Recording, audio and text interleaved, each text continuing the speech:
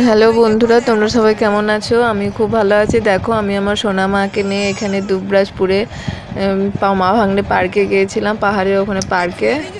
তো ও তো একদম স্লিপ কাটার জন্য ব্যস্ত হয়ে আছে, বলছে ছেড়ে দাও, আমি একা স্লিপ কাটবো। কিন্তু আমার তো খুব ভয় করছিল, যদি ছেড়ে দিই, ও তো এখনও বাচ্চা, এখন পড়ে গেলে মাথায় লেগে যাবে। যাই হোক, বুঝিয়ে সুঝিয়ে ওখান থেকে নিয়ে এলাম।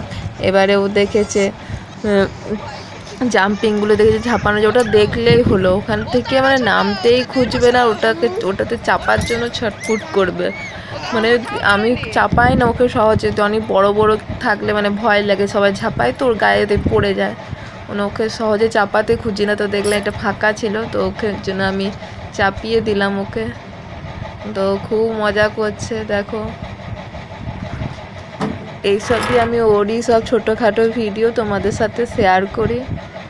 ভালো লাগলে প্লিজ ভিডিওটা লাইক করে দেবেন, আর কমেন্টে জানিও ভিডিওটা কেমন লাগলো। আর আমার বেবির ভিডিও প্লিজ দেখো।